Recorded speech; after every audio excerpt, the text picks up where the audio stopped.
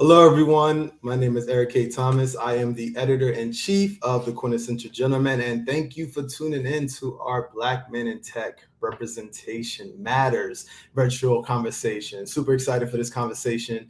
Just want to get some conversations going about Black Men in Tech, talk about how it is to get inside the industry. We're going to talk to some great panelists who are really going to be able to help us shape this conversation and just get some insight. So we're going to go ahead and bring in our panelists. First, we have Daryl Butler, who is the Vice President of Devices and Services at Google. Let's see, there we go. Daryl, what's going on? How we doing, Eric? Doing good.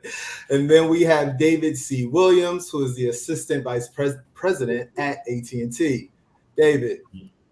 Hey, Eric, how's it going, man? Happy Black History Month. Happy Black History. We're going to hold on to it as long as we can. That's right. And then we also have Daniel White, HR Business Partner, Global Business Solutions at TikTok. Daniel, what's up? Hey, Eric, good to see you as always. As always. How you guys doing? You guys all right? You doing good? Yeah, doing good, man. Doing great. It's cold weather. Cold weather. Well, all of us aren't, here on the East Coast. So the East Coast people got cold weather. The West Coast, y'all cold is not nowhere compared. I'm not going to say a word then. I'll keep you quiet. Perfect. All right. So I want to go ahead and let you all introduce yourselves and tell us, your position again. Tell us what you actually do at these companies so we can dive right in there. So Daryl, let's go ahead and start with you. All right. Well, first of all, it's an honor to be amongst Daryl Butler here, just setting the seat here at Google, responsible for devices and services. That's code for creative, campaign development, business development, all the way down to retail for all of our Pixel devices, as well as all of the Nest devices and Fitbit, which was something we just acquired. So I basically look after the marketing up to and including all the storytelling that we put in the marketplace to support sell in and sell through. Perfect. And David. Yeah, David C. Williams, Assistant Vice President of Automation at AT&T. I lead one of the largest robotics process programs in the world. That's commonly known as bots. We automate over 70 million transactions a year, over 3,000% ROI. It's just a huge program. I have an extremely diverse team of developers, and I'm excited to be here with you guys. Excited to have you. Thank you. And Mr. White. Thank you, Mr. Thomas. So I'm Daniel White, and I'm an HR business partner at TikTok, where I support the sales organization. And in my role, I help develop and execute the people agenda across all HR disciplines and across the employee lifecycle. I'm actually new to tech, so I'm the newbie on the panel as compared to the OGs, David and Daryl. I've been in my role for about a year now, and prior to me coming to TikTok, my entire career has been in financial services and HR roles there. So I'm happy to give a very new perspective, but a very interesting perspective with my journey in tech. Listen, awesome. We need all of those perspectives, okay? Because we need to make sure that we are represented. One.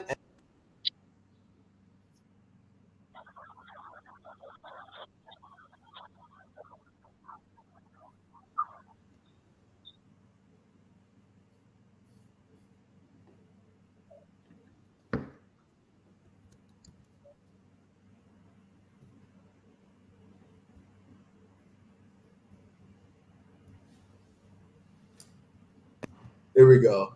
Listen, my AirPods, they connect out of nowhere. They just connect in whatever they want to do. No comment. Y'all know my problems. So just want to kick this off. So today is the last day of Black History Month, and I wanted to just have conversations to just understand, even though we speak so much about representation and ensuring that that we are being represented, we also cannot negate the fact that we are definitely in this space. You have Granville T. Woods, who, his most important invention was the induction of the telegraph, which allowed people to communicate through, the telegraph wires before they were doing Morse code. Then you have Mark Dean, who was a computer scientist who, was responsible for the color monitor. And then also Gladys West, guest who was a mathematician whose work contributed to the global positioning system, also known as GPS. So we are in here, and I don't think we know enough that we are in here, and we want to have those conversations. But I want to know, why do you all feel like it's so important to continue to acknowledge the attributes and how people of color have contributed to the tech industry? Let's go ahead and start with David. Sure. So, I feel like, Scottie Pippen just threw Jordan an alley-oop. When I started my journey in technology, it was a poster that I saw about Granville T. Woods, and some of his inventions is what inspired me to move forward. And I felt like it was important for someone like myself to try to make some advances, do something of large significance, so that other young brown and black faces would have someone that they could connect to. It's hard for an adolescent or teenage boy or girl to connect with Martin Luther King or Abraham Lincoln. Martin Luther King doesn't understand TikTok. Abe Lincoln isn't on Google. And so for some of us who can relate to them and come from the same neighborhoods, if we're able to achieve those things, then it helps to make it seem more real for them. So that was something that's very near and dear to me, especially Granville T. Woods' story. Awesome. And Daniel? So when I think about growing in tech and being Black in tech, especially in Black History Month, I think about two things. I think about the Sankofa bird. And so the Sankofa bird, for those who don't know, is looking back of where you come from in order to progress into the future. And I'm also reminded of lifting as you climb. And so when I made my pivot into tech last year, I was reminded that my purpose was to help myself and help myself grow my career, but to also help others to grow their careers as well.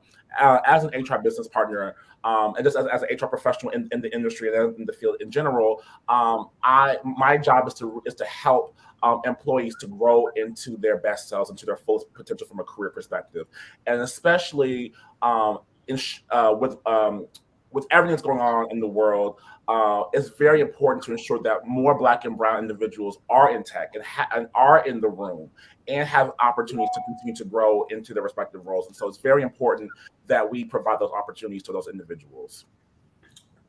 Agreed. And Daryl? Yeah, a different perspective from my side. First of all, we can kind of agree that, not even kind of agree, we can agree that people like us shape culture. We shape culture, here stateside, we shape culture globally. I think the other thing that we can agree on is that there's a reciprocating relationship that exists between culture and technology. The two really feed off of and grow as a result of one another. TikTok doesn't exist unless there's technology for it to exist on, for example, right? And as an arbiter of culture, I felt a responsibility to bring that fluency into an environment that doesn't necessarily always have it, right? Technology doesn't necessarily appreciate that relationship that exists between it and how culture moves, right? And being a person in the room affords me the opportunity to help build that fluency and then ultimately get us to a place where what we're creating and what we're putting out into the world actually is a bit of a mirror image of the communities that we serve. So I feel it's a responsibility, not only as a marketer, but just as a African-American male in culture and in tech, to actually find ways to bridge build between the two. Oh yeah, well said. So I want to dive right in here. So why is the tech industry, why does it seem so intimidating? Why do we have this kind of idea that we are not in this space, or that we feel like we have to have these type of conversations, although we know the numbers are what they are? But why does it seem intimidating? David, I'm gonna go back to you. Yeah, I think sometimes, there are transferable skills that many of us from underserved communities have, right? We make $1 out of 15 cents. We've all heard that. If a CFO could make $1 out of 15 cents, that CFO would be CEO, right? We have that innate transferable skill. We've lived under our households with our parents, mothers, uncles, grandparents. We've learned that, but when we go to work, we leave that in the parking lot. We don't take it into work with us, right? I believe that if we're courageous enough to take those transferable skills from the parking lot into the corporate office with us, adjust it to the corporate protocol of wherever you're at. TikTok's culture is different than AT&T, but once you do something like that, you can see the exponential value that we all can bring. It's just really kind of breaking that silence to say, look, I can do this too. And although maybe my background wasn't traditional, maybe I'm an anomaly and I didn't show up in the demographics that you were looking for, I do have this skill and I can do this job, right? I can bring value to this. And I think we just have to have the courage to find those small wins, tell the story of it, market it, as Daryl was saying earlier, and then, elevate that to, if you bring enough millions to Mount Olympus, somebody's going to listen. Yeah. So true. And also, definitely showcasing, letting people know that this is happening. These people are in this space. Again, I will do our little shout out right there. Oh, you're going to talk? Go ahead, David. Yeah, I was just going to say, I agree with you. I think we have to be bold about telling those stories and sharing those stories because we are making huge advances in the world. But if we're shy about and reluctant about sharing that, then a lot of those Granville T. Woods, amazing innovations never see the light of day and they get overshadowed by something else. Yeah. And also, all of, the panelists are part of our 2022 Power List, which was specifically about Black men in tech. So we showcase, about 11 Black men who are just killing it in this industry. And these 3 men right here are definitely doing what they need to do, and we're showcasing them. And it's important, and we have to continue to do it. But Daniel, I'm coming over to you. I need to know, why is this so intimidating? You know what? I wondered the exact same thing when I was going through my journey, and a lot of it was just overcomplicating the process.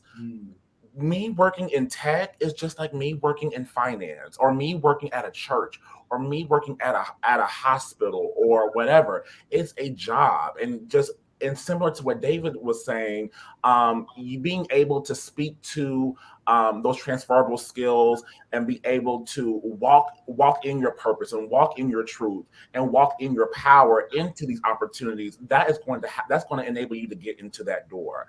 And also, I really think that we are held back by imposter syndrome, right? We have this grand idea of what tech is, and tech is just a simple industry, similar to investment banking, similar to hospitality or any other kind of industry. And yes, tech is hot right now, but we need to also realize that tech is just a whole other industry, and if we start to break tech down and start overcomplicating it, and to walk into our power and to walk in our truth, I think that we as a people, we can make significant inroads in the industry. Awesome. Well said. I'm gonna get to that imposter syndrome piece, but Daryl, you have some skin in the game. I'm definitely interested in wondering why you feel, or why you think that people think that this industry is intimidating. Yeah, well, first of all, it should not be, right? I'm a walking example of somebody that doesn't have a career in technology. I started off at Disney. And I've worked at Nike. I've been across a few different categories, and I think we've all said it. That is, what your skill set is should dictate what it is you want to do, not the industry. So tech is an industry. Now, if you want to be if you want to code, or if you want to be an RF engineer, or you want to have a technical skill set that is applicable to the industry, that's a different story, right? And then you do need to come with a set of skills that are applicable to the space. But for many of us, as we already alluded to, the tech industry has finance, the tech industry has marketing, the tech industry has HR, the tech industry has sales, the tech industry has every one of the other functional expertise that any big business needs to have in order to thrive, right? So that's the first thing I would say, is just understand what your transferable skill set is. And then all of a sudden, this concept of tech starts to lose its magic, right?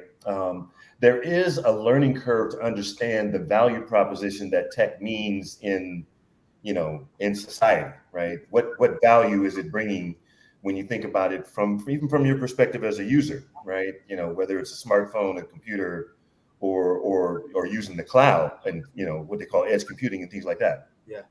You're going to have to understand that. But just like you would anything else, the finance industry has several devices that you can invest in, right?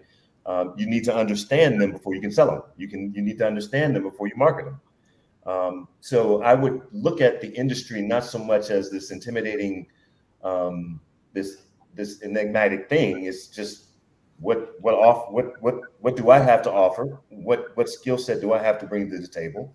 And how do I insert myself into that narrative? Daryl, have you ever felt or kind of dealt with imposter syndrome? Absolutely. Yeah. I mean, you know, one being someone who is not, you know, we're not in great number when we, you know, as any organization starts to narrow off, there are fewer and farther of us between, right? Yeah. So there's always that question that you ask yourself, do I deserve to be here? Yeah. But I quickly worked my way through those challenging questions by just basically saying to myself, I have my authentic voice. I have, you know, I've put in the time. I have the credentials. I have the resume. I have the results, right? So I'm not going to question whether or not I deserve to be here. Now, if there are things I still need to learn, that's great. I'll embrace that journey as anyone else should. But I'm never going to challenge my own existence in my space because, you know, I've done the work to get here, and that'll happen. And you have to reinforce that we have to reinforce that with ourselves, because society has always told us, right, that you're here because, right, somebody had to do something in order for you to get the break. You didn't do it yourself. Yeah. All of those types of things. So that's been ingrained. Yeah. And we have to constantly work our way through those types of self-talk in order for us to really realize the fact that, yes, no, I am wearing the crown, and I've justly deserved to wear the crown. And that's with every walk, whatever capacity we're serving in. Oh, true. Yeah, I've worked in the legal industry before venturing out to do, I guess, you know, tech and being in this space right now, creating Quintessential Gentleman and all the accolades, and I do great, and you know, I increased our rankings when I've done digital marketing, all of those type of stuff, and still wake up every day going into the office like, yeah, I'm here, but I'm nervous. Did I do this right? Should I be here? All of those type of things. So it's definitely a challenge and an ongoing challenge. Daniel, I want to know, how do you overcome imposter syndrome? Oh my gosh. So coming into my new role, I had major imposter syndrome. And I'm a man of faith. And so when I was going through my process and really contemplating leaving financial services, I'm like, God, why me? Why are you choosing me for this? And, you know, your goals have to scare you. And so I was really scared coming into tech and coming into the industry.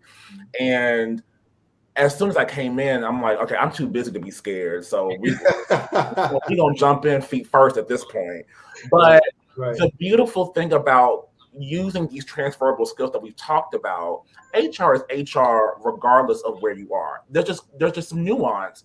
There's just some industry nuance that you're going to have to learn, and it's going to take time to ramp up to. But in my role, critical thinking, being an empathetic leader, knowing employment law, knowing policy, being able to finesse policy while being pragmatic, having a strong relationship management skills. So all these different things are very important in my role, but these are also transferable. So as I was able to grow into my role, I was able to have my imposter syndrome subside because I was able to walk in my purpose and walk in the truth that God had already destined for me to walk into. And so that was the beautiful thing about the imposter syndrome. It never existed because it was never there. Yeah. Awesome. Well said. David, any thoughts on imposter syndrome or how we can not let it cripple us? Yeah. So, Eric, you just mentioned that you had a career in legal, and then you moved over to doing media and social media, things like that. And so, you know, a lot of times many of us in our culture share that type of background, and where often we doubt ourselves. The truth be told, that really makes you an anomaly. What other lawyer is running a podcast, social media, magazine, power list, etc., right?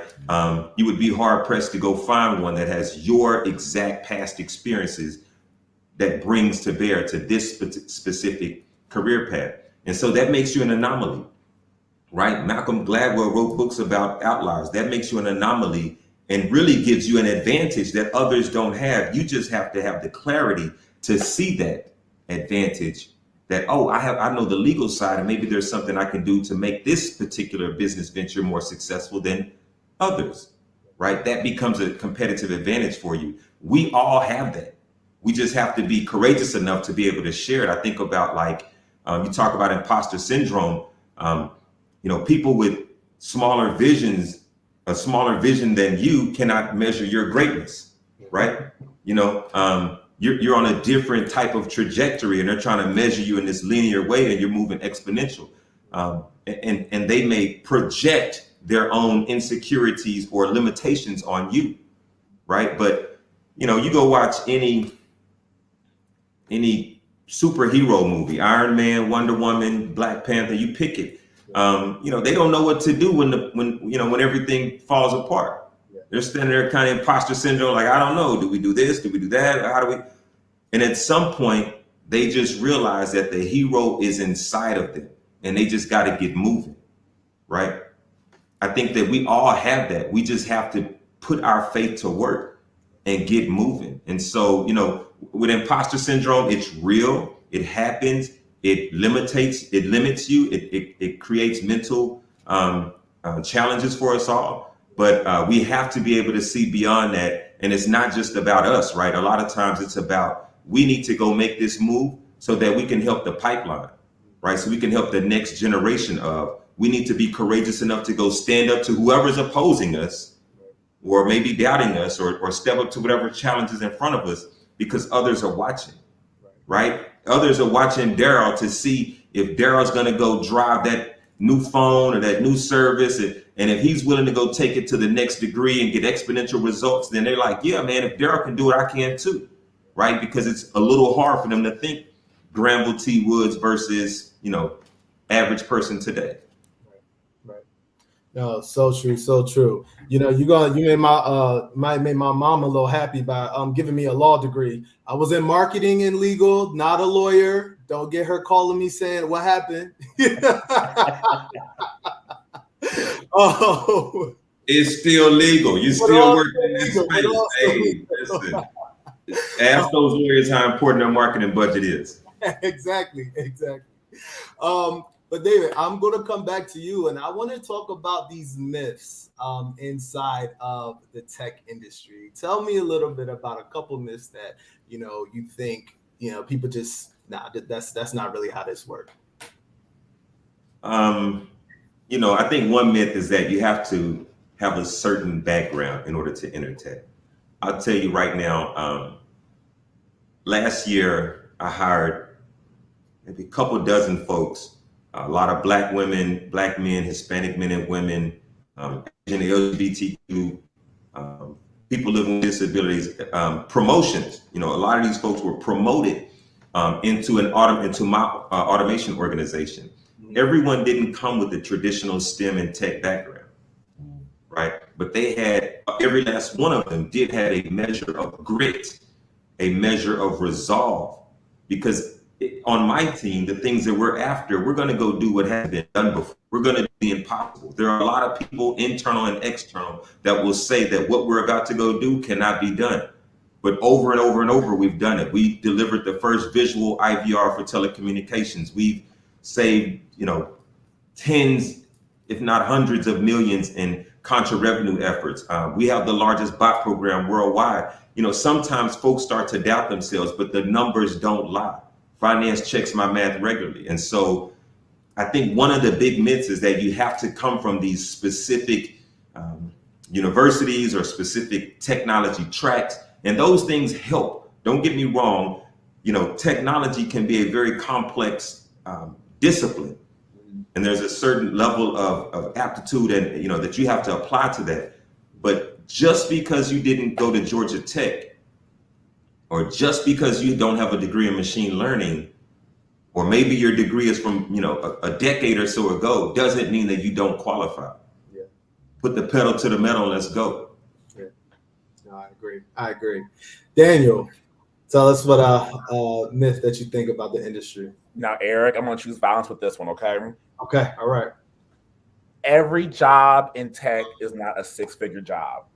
I feel that all over social media, no matter what platform you're going to be on, you're going to see people talk about how much they have jumped from role to role to role, and how much they're making all this money, and they are six figures, and all this stuff. And that may or may not be true. Okay. It depends on the role, and then it depends on the market value of the role. And so when looking at tech, as you would with any role, do your research on what the compensation would look like, and understand the market, not only for the role, but also the location that you're in as well. The beautiful thing about tech is that tech has very desirable compensation packages that entice people, that can help create generational wealth from years to come with equity and bonuses and other types of variable compensation, right? But there is a huge misnomer, and I see it every single day on blogs, on social media, and whatever, that every single role in tech is six figures, and that is not necessarily true. What about remote? Is remote one of them? Is remote definitely guarantee every tech you could go remote? Because that's what I do.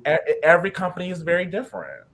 It depends on the company, and so you need to find what works best for you. Not everybody wants to be remote. Some people want to be hybrid. Some people want to be fully in the office. Some people want to build office culture. Some people are totally fine with being remote. You just have to do what's best for you. I know that Black people statistically have said they prefer working from home, and they want remote jobs. Totally understand. I get that. But if you're in the market looking to pivot into tech, do your research and look at the companies that are piquing your interest and attract what you want holistically in a role. Right on.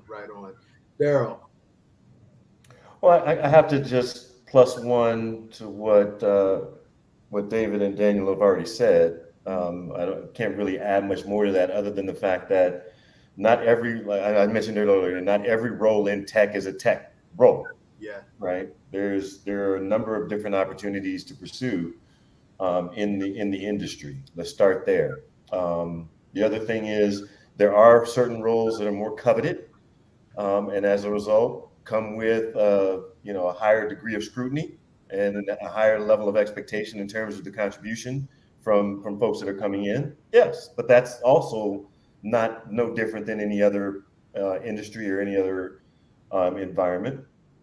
And the last thing I'd say is, given everything that we have had to navigate these last 2 years, the idea, especially if you're, this is what I call an employee's market right now, right?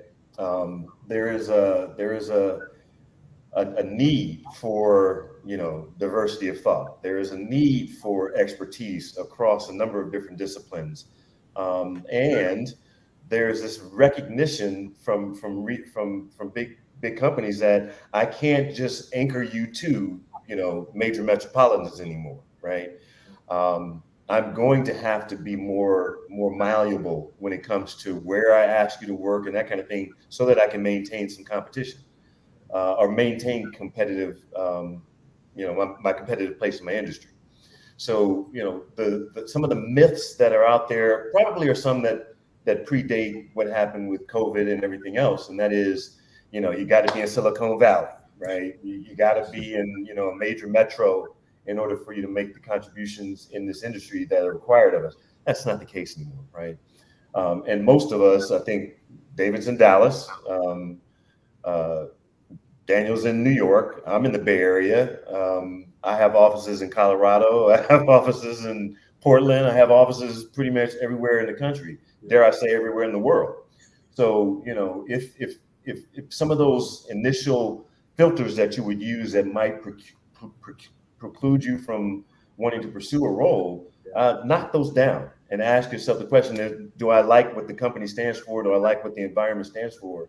And then start to write your script and use that script to help inform whether or not there's a match between you and said organization.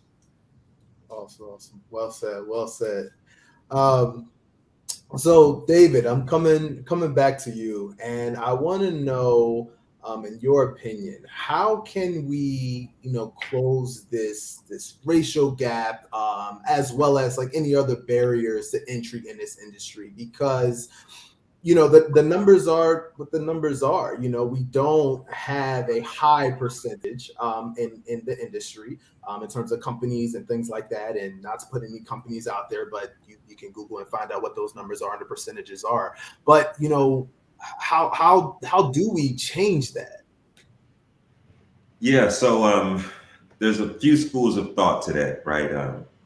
There's how well we work with other ethnicities that may have a dominant role in technology, and can we break through those ranks and get some positioning there. I like to start at home though.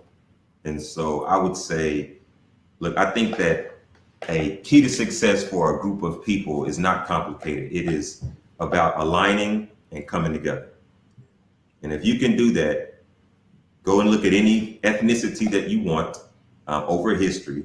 It wasn't because they were the smartest or the hardest working or the most technology, they aligned on one, whatever it was, and they came together and they didn't stop until they got it. And I think for us as a culture, we have to do that. We have to, gone are the days of kiss the ring, or I'm going to promote you to a level under me, but never over me. I'll never recommend you to be on my level or higher. Gone are those days, because it never will grow the circle, right? If I hook up all my homeboys with jobs, okay, that's the same circle. That did nothing for the culture, right? I mean, that's just one body of, that's one isolated group of people versus for me to go the distance for someone who is not a part of my circle, whether I'm proactively reaching out to them or they're reaching out to me because they see the title or the name or the office and they want some help. Being open to those types of things, because often in our culture, we do this weird thing where you got to be so good that you're better than everybody else, but not better than me. Man, who can fly in that rare thin slice of air for people to fly in? And I think first and foremost, we got to take it on ourselves to make sure that the glass ceiling isn't tinted. Oof. That's what I like to hear. Daryl, we'll come back to you. Yeah. I use a statement all the time. Somebody, might be, just in passing, say something. I'm trying to be like you, B. I'm trying to be like you, my dog. And I'm like, nope, aim higher. Yep. Aim higher, right? So I'm in the same vein, right? Is this idea that let's look at it this way, right? A company and an employee, specifically with us, is a two-way responsibility, right? We have to be as attractive to it as it is to us, right? And part of it is I only want to be in places where somebody sees me like I see them. I don't want to be the one that's, I can't assimilate to the culture. I'm always on an island. I'm never at the table. I'm never in the room. That's not an inviting experience for me if I'm trying to build my career. So it's a reciprocating responsibility that sits between, an organization, and Daniel, you probably have to deal with this probably more than either one of us does, is we have to be as an organization, as an entity, in Google's case, we have to be just as attractive to the populace that we want to reflect, going back to that mirror concept, as the individual has to be to us, right? Coming with the resume and all those types of things that come with it. That's first and foremost. The second thing is, are we casting our net wide enough? Right? You know, the traditional practices of hiring, you know, in some cases they do follow a certain protocol, but in a lot of cases, you know, give my man a look. This is my dude, you know, put him on, right? And that happens quite a bit, right? And that's one of the reasons why we're not as represented, because there are so few of us already. So we have an exponentially difficult job in some regards, because we have to make sure that net gets extended, right? I actively ensure that HBCUs, for example, are part of our marketing intern program. That wasn't necessarily required before, but it now is. And I, you know, like I said, I've only been in the seat a few months, but I've said it's imperative that we make sure that, again, if we're going to be representative of the cultures and the environments that we serve, that we're going out and we're finding the talent that is representative of that. And that means casting that net. So it goes back to, again, let's make sure that the businesses and the brands are as attractive to the individuals as the individuals are to the brands. And let's make sure that we're casting the widest net possible to ensure we have opportunities to understand where that talent is, and those that are seeking those opportunities know where to go to pursue them. Exactly. Daniel, you know, I had to save you for last. 100% agree with everything that that Daryl and David said. I want to maybe take it to a very tactical level of what people can tangibly do to get their foot in the door and to enter into the industry. And so, first and foremost, shoot your shot. You know, you absolutely have to shoot your shot. And when you shoot your shot, really focus on the transferable skills that you have, and ensure that you have, you know, somewhat of the credentials for the role and for the opportunity, right? And so there absolutely cannot be a misalignment of roles and expectations. But if you have some transferable skills, wholeheartedly, you most definitely should apply. You most definitely should reach out to people on LinkedIn. You most definitely should reach out to people in your network, go to networking events, be a part of diverse organizations that specialize in getting Black and brown people into tech. 100%, you most definitely should do that. But also, if you are to do that, make sure that your stuff is tight. So make sure that your resume is together. Make sure that your pitch is together, your elevator pitch is together. Make sure that your LinkedIn is up to date and on point. If you message somebody on LinkedIn, make sure that it's very clear and concise and has everything in the body of the message that is pertinent to that individual. Make sure that you've done a little bit of research in the company. You shouldn't necessarily be reaching out to someone as senior as Daryl and asking, "Hey, Daryl, I want to go to YouTube. What are some roles you as an individual should already be looking into the roles at YouTube and already look at the alignment that you already see." Now you might ask Daryl for a recommendation or what are your thoughts, but you should already do that initial step in that regard. Yeah. But also, conversely, from a company perspective, one thing that I think, and I think this is industry agnostic,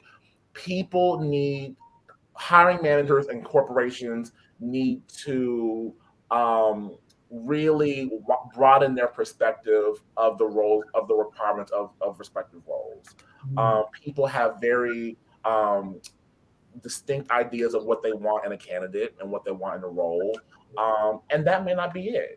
And people need to really understand the value of on-the-job training, the value of mentorship, the value of using your resources as a hiring manager or as a team lead or whomever, HR or whatever, to really help guide those individuals and taking a chance on a diamond in the rough. So if for example, if you have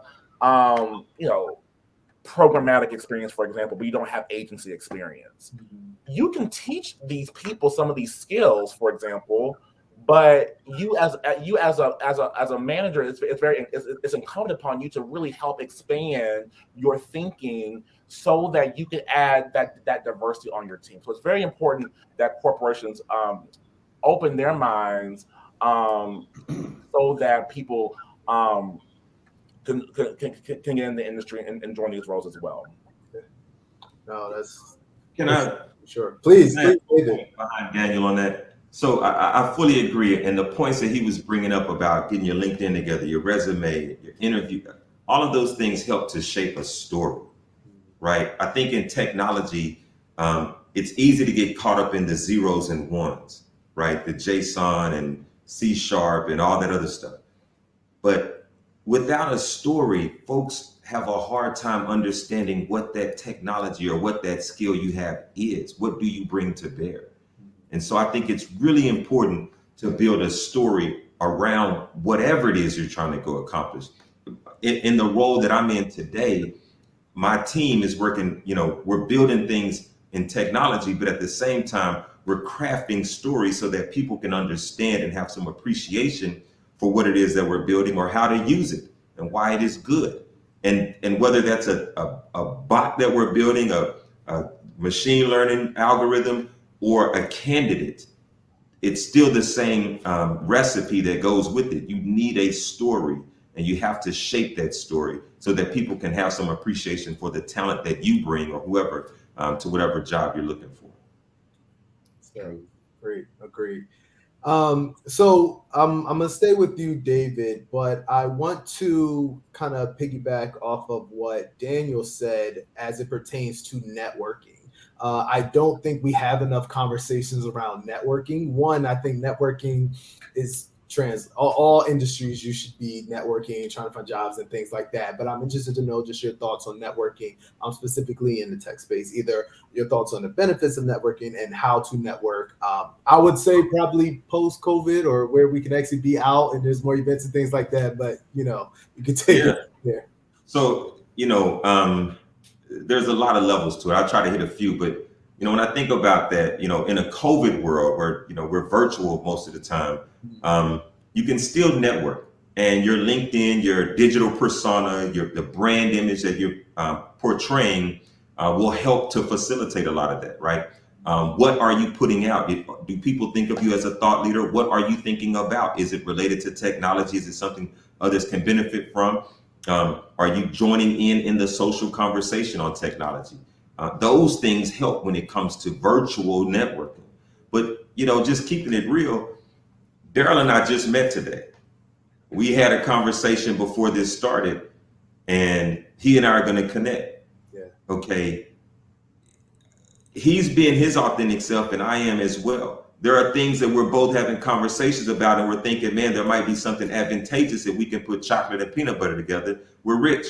And so I think a lot of times you have to think of it that way. Maybe do a little bit of research about where you're going and who are the people in the space you're going to be networking with. And then know what it is that you do. Have your story, your elevator pitch, right? Have that together so that when you meet these people in a very non-intrusive, not taking up their whole evening, light way, you can explain to them how you bring value in some kind of way, that you have some type of understanding about what they do. And that creates a real safe space to have a decent conversation. You leave it, you get their information, you connect with them another day, you're off to the races. You keep doing that over and over, I promise your network will grow overnight. Great, agreed. Daryl, thoughts on networking? Well, I think there's some fallacy in the concept, and that is, networking equates to, let me just accumulate a bunch of names and a bunch of business cards, and that's my network. If you don't have a purpose for connecting with somebody, don't connect with them. Right? There's no value in just adding another notch and another number to your accumulated followers and all that type of stuff, right? There's a place for that, but that's not in the network sphere, right? So network with a purpose, right? Do you want, technical expertise? Do you want somebody to help you with professional guidance? Do you want someone to to help you with your narrative. I think David just talked about helping you write your narrative. Do you want somebody to help you find your voice? Do you want somebody to help you find your passions? What is the network it is that you're trying to create, and for what purpose, right? And more importantly, it's quid pro quo. You know, a lot of young people, I talk to quite a few of them. There's a what's in it for me only type of mentality. And the fact of the matter is that the value has to be twofold. I sit in a role where I want to derive value by being able to say, I put this young cat on, I put this young person on because I really believe in them, right? That's the reward I get. But if all you want is access to me or access to a seat like mine for your own gain without ever doing anything in return, okay, how does this work both ways, right? That's what a network actually has a duplicity to it. You know, it actually works both ways, not just one way. So, like I said, if you're going to network, make sure you build your network with purpose, and then make sure that you're bringing value to the exchange that you're having with whomever it is. You're right. You hit it right on the head. One thing I've been focusing on this year is intention. Being intentional about the conversations, being intentional about the networking, being intentional about whatever type of relationships you're trying to build. So to add to your point, it's the intention is there for sure. Daniel, what's your thoughts on networking? I know you spoke a little bit about it. If you want to add some more to it. Oh yeah. What I want to add to it is just the very basics. Treat people with respect and treat people how you want to be treated, because you never know when you may need somebody. You may never know when you might cross somebody's path again. Very quick story. I got my current job, from a recruiter that I worked with for a job that I did not get 5 years ago. But we stayed in touch. Again, this is in financial services, totally different industry, but we stayed in touch. And I was very kind. I mean, he was very kind, and we were able to form a connection and keep in touch over time. You never know, especially in tech, and Daryl and David can attest to this. The industry is very small, and especially being Black men, we're going to stick out, just given kind of where we are right now. And so it's very important that when you network, that you're empathetic, that you're kind, that you're treating people well, that you're not mean, you're not curt. So all those very small details can yield dividends as you progress your career and as you navigate the networking world. Perfect. Well said. And my last question for everyone, and we'll start with Daniel, is what advice do you have for, we gave him a whole bunch of gems, but if you had to leave everybody with one thing as it pertains to entering in this industry, if they're in the industry looking to grow, what advice would you give to them? Go ahead, Daniel. I'm going to give you some very pie in the sky, very high level, 10,000 feet in the air advice. One thing I would tell you to grow in the industry and grow into your career, and this is regardless if you're in tech or not, do an international assignment. Prior to me coming into to tech, I was able to work abroad for 6 months in Singapore. So living abroad in Asia and having to have that experience truly changed my life. It not only changed my life and changed how I view the world, it also changed my career trajectory in ways that I had never even imagined. I did not, the rooms that I was able to get in after I had Singapore on my resume, I would have never gotten had if I did not have that experience. So regardless of what industry that you are in, as you continue to grow into your career, you become a senior, look out for those opportunities to go abroad. Look out for those opportunities to take on additional assignments, stretch assignments, or other internal mobility opportunities, so that you can grow and diversify your skill set and to also grow your mind as well. Yes, y'all have to see what else is out there. There's other places outside than the 50 states. So definitely agree with that one. David, your advice? Yeah. Look, I think that if you can, a lot of what we're talking about in technology, a lot of times it's just the next logical step, right? There was a huge patent battle Apple and Samsung had, several billions of dollars. It was only about the swipe across the phone, right? Next logical step. So don't overcomplicate it, and think about it as in the vein of problem solving. Proactively go find something broken and fix it.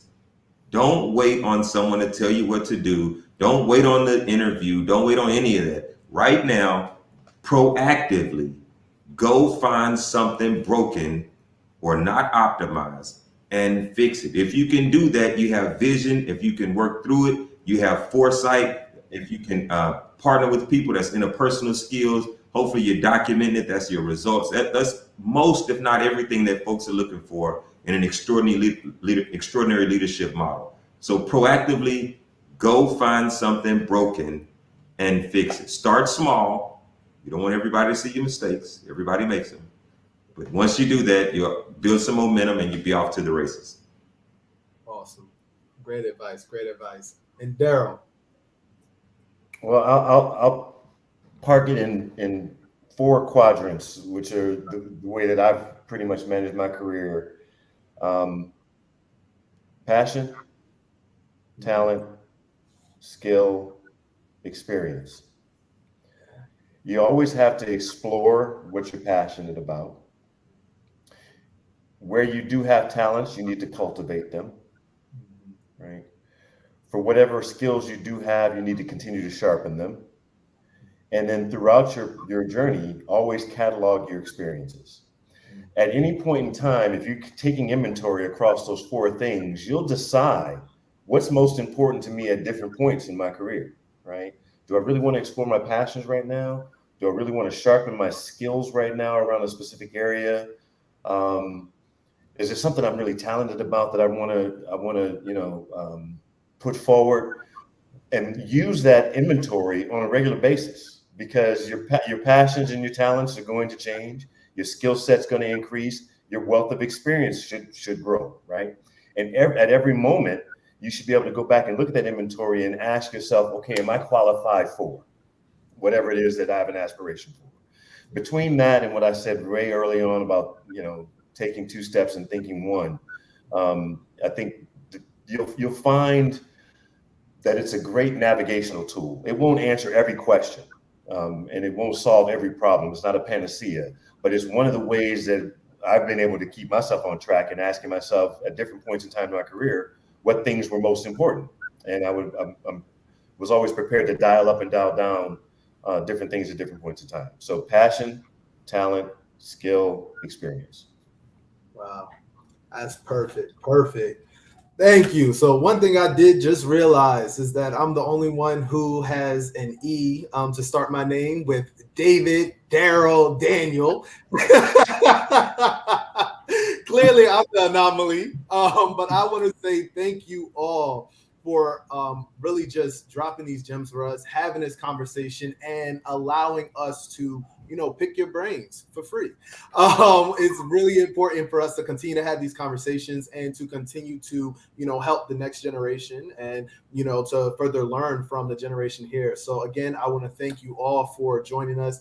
Thank you for being a part of our 2022 Power List inside of our Power Issue. Guys, make sure you get that magazine if you have not got that, so you can learn more from these gentlemen right here. And to the audience, thank you guys for tuning in. Make sure y'all look for more things coming up from the Quintessential Gentlemen. We're building this community and we need y'all to be a part of it. We look forward to talking to you. Everybody, thank you so much. Have a great night.